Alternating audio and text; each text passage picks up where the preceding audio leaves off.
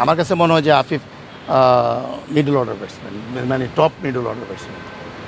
যে আপনি 4-5-এর নিচে আফিফ খেললে, আফিফ হলো অনেক বড় মানে হিটার না যে।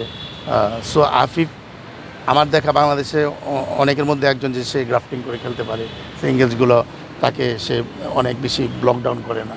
হ্যাঁ, সিঙ্গেলসগুলো নিতে পারে, গ্যাপে খেলতে পারে এবং আস্তে আস্তে সে ইনিংসটা বিল্ড করতে পারে এবং তখন সে তার ফিনিশিং রোলটা অনেক ভালো হয়, যেটা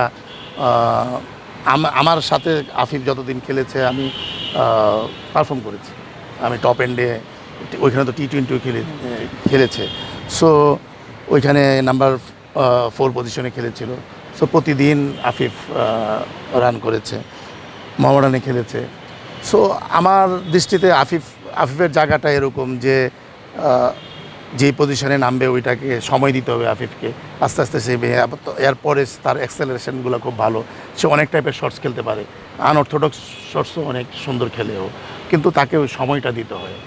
যে আরে আফিফ মানে অ্যাক্সেলারেট করতে তার একটু হয়। যেদিন ম্যাচ হয় আমরা প্রতিদিন ওই খেলাগুলো দেখি, একদম বল টু বল দেখার চেষ্টা করি। ছেলেদেরকেও আমরা ওই দিয়ে দিই, তারা যাতে খেলাটা দেখে আগে থেকে প্রিপারেশান নিতে পারে যে ওইখানকার বাউন্সগুলো কেমন, বলারগুলো কেমন, কী টাইপের শটস খেলা যায়। সো তারা যাতে প্রিপেয়ার্ড হইতে পারে। সো এটা আমাদের একটা চ্যালেঞ্জিং ট্যুর হবে ইনশাল্লাহ, আশা করি। এবং ভালো কিছু, যেমন এইখানে ন্যাশনাল টিমের অনেক যারা রিসেন্টলি খেলে এসেছে, সাইফ আছে, জয় আছে বা অন্যান্য যারা থাকবে। সো তাদেরকে আবার ভালো একটা পারফর্ম করানো, এটা মেন উদ্দেশ্য থাকবে যে বাউন্স উইকেটে কীভাবে অ্যাডজাস্ট করা যায়। তো ওই চেষ্টাই চলছে আমাদের। আসলে দেখেন, এতগুলো টিম একসাথে ট্যুর করছে, ন্যাশনাল টিম তো ন্যাশনাল টিমের মতো করছে। এছাড়াও সাউথ আফ্রিকায় অলরেডি একটা টিম আছে, এসপি। অস্ট্রেলিয়াতে টপ এন্ড খেলতে যাবে একটা টিম, এবং পাশাপাশি আমরা এই টিম খেলতে যাব। সো পেস বোলিং ডিস্ট্রিবিউশনটা অনেক কষ্টসাধ্যর ব্যাপার, এতগুলো পেস বোলার একসাথে। সো দেখা যাচ্ছে যে এই টিমের প্র্যাকটিসের, মানে এই টিমের যে পেস বোলারগুলো, তারা 2-1 জন দেখা যাচ্ছে যে এখন অলরেডি সাউথ আফ্রিকা খেলছে। সো এরপর তারা এই টিমের সাথে জয়েন করবে। আশা করি যে তারা অলরেডি একটা নলেজ ওইখান থেকে নিয়ে নেবে যে কোন টাইপের উইকেটে কি বোলিং করা উচিত, কোন লেন্থে কোন লাইনে বোলিং করলে সাকসেস হবে। সো তারা আমার মনে হয় যে অনেকটা জ্ঞান অর্জন করে এই টিমে। না, প্লেয়ারদের সবসময় এক সময় পারফর্ম করবে না, এটা যারা নাকি বিশেষ করে অনেক বেশি ম্যাচ খেলে, যেমন বিভিন্ন ফরম্যাটে খেলে। সো অনেক সময় অনেক স্কিল ছুটে যায়। টি-20 যারা খেলে তাদের একরকম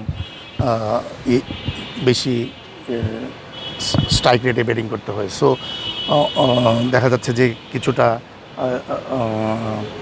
ব্যাটিংয়ের, নর্মাল ব্যাটিংয়ের চেয়ে কিছুটা অন্য ব্যালেন্স নষ্ট হয়ে যায় বা অন্য এরকম স্কিলের কিছুটা প্রবলেম হয়। ওগুলা নিয়েই অ্যাড্রেস করেছি এবং ওইটাই এখন কাজ করছি। এবং আমি দেখা যে সাইফ অনেক তাড়াতাড়ি অ্যাডাপ্ট করতে পেরেছে এবং অনেক ভালো ব্যাটিং করছে নেটে। দেখেন, এইটা তো একটা সিম্পল, আমরা ওই যে ন্যাশনাল টিমে অনেকগুলো বোলার আমাদের খেলতে পারছে না। হ্যাঁ, সো বিগত দিনে কিছুদিন আগেও আমাদের ন্যাশনাল টিমটা অনেক সমৃদ্ধ ছিল মানে পেস বোলিং ইউনিটটা। তো পাশাপাশি 3-4 জন বোলার একসাথে মানে সো ন্যাশনাল টিমে যারা খেলে তাদেরকে ব্যাক করার মতো এত বোলার তো এখন পর্যন্ত আমরা তৈরি করতে পারিনি। বাট আমাদের পাইপলাইনগুলো যারা নাকি ব্যাকআপ বোলার আছে, তারা মনে করি যে ভবিষ্যতে তারা খুব ভালো, পেস বোলিং ইউনিটটা আমাদের খুব ভালো স্টিল আছে। বাট যদি আমরা ধরি রানার মতো, তো রানার করতেও সময় দিতে হয়েছে। তো ওই সময়টা দিলে আমরা মনে হয় যে আরেকটা bunch of pace bowling unit পাবো, এরকম বোলার আমাদের হাতে আছে। সো এই যে এই খেলাগুলো হচ্ছে, এখান থেকে আমরা হয়তো অনেককে অ্যাড্রেস করতে পারবো যারা নাকি ভবিষ্যৎ আমাদের প্রজন্ম।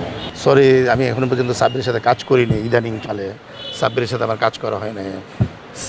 সাব্বির তো মাত্র এসেছে এবং সাব্বির হলো এইচপি টিমের সাথে আছে, হয়তো এখন আন্ডার-23 খেলবে, দেন সে হয়তো টপ এন্ডে যাবে। সো সাব্বিরের সাথে আমি রিসেন্টলি কাজ করা হয়নি।